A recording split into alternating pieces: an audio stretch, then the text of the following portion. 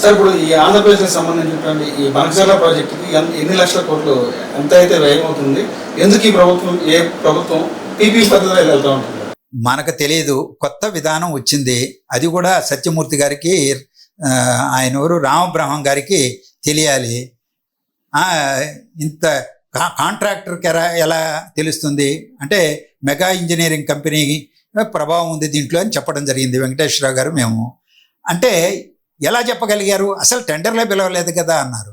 టెండర్లే పిలవకుండా అధ్యయనం చేయకుండా 82,000 అంటే ఎగ్జాక్ట్గా చెప్పాలంటే 81,900 కోట్లు ఎంతో చెప్పారు.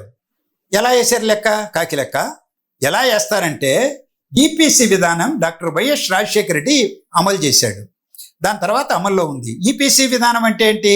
ఒక కాంట్రాక్ట్ సంస్థను ఎంపిక చేసుకొని ఇదో ఈ ప్రాజెక్టును మేము కట్టాలనుకుంటున్నాం, ఇదో నీళ్ళు ఇక్కడి నుంచి ఇక్కడికి తీసుకెళ్లాలనుకుంటున్నాం, మీరు సర్వే చేసి మీరు ఎస్టిమేషన్స్ డిజైన్ చేయడం, ఎక్కడ బ్రిడ్జ్ కట్టాలి, ఎక్కడ కాలువ పోవాలి, ఎక్కడ టనల్ నవ్వాలి, ఎక్కడ ఎత్తిపోతల, ఎక్కడ ఏంటి, ఎంత విస్తీర్ణం బ్రిడ్జ్ కట్టాలి, ఇవన్నీ లెక్కలేసి వాళ్ళు ఎంత ఖర్చు అవుతుందో లెక్క కట్టి ఒక అంచనా ఇస్తారు. ఈ డిజైన్తో పాటు అంచనా కూడా ఇస్తారు.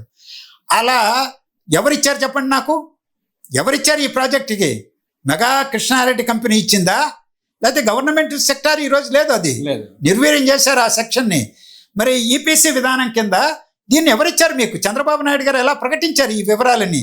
400 కిలోమీటర్లు ఇదో ఈ విధంగా పోలవరం నుంచి ప్రకాశం బ్యారేజ్ ఇస్తాం, ప్రకాశం నుంచి బొల్లాయిపల్లికి తీసుకెళ్తాం, బొల్లాయిపల్లి నుంచి బనకచర్ల. ఎవరు చెప్పారు ఇవన్నీ? టనల్ 26 అని ఎవరు చెప్పారు? ఇన్ని 9 లిఫ్ట్లని ఎవరు చెప్పారు? మెగా కృష్ణారెడ్డి సంస్థ చెప్పకపోతే ఇంకెవరు చెప్పారో చెప్పండి. ఎవరో చెప్పారు ఈపీసీ విధానానికి. మేము అనుకుంటున్నాం మెగా ఇంజనీరింగ్ అని. ఎందుకంటే ఇటీవలే పోలవరం రిజర్వాయర్ నుంచి 920 కోట్ల ఎత్తిపోతల పథకాన్ని మెగా కృష్ణారెడ్డి కంపెనీకి జగన్మోహన్ రెడ్డి గారు ఇచ్చారు. పోలవరంలో రివర్స్ టెండర్లో నష్టపోయినామని దీన్ని కాంపెన్సేట్ చేయడానికి ఇచ్చారు.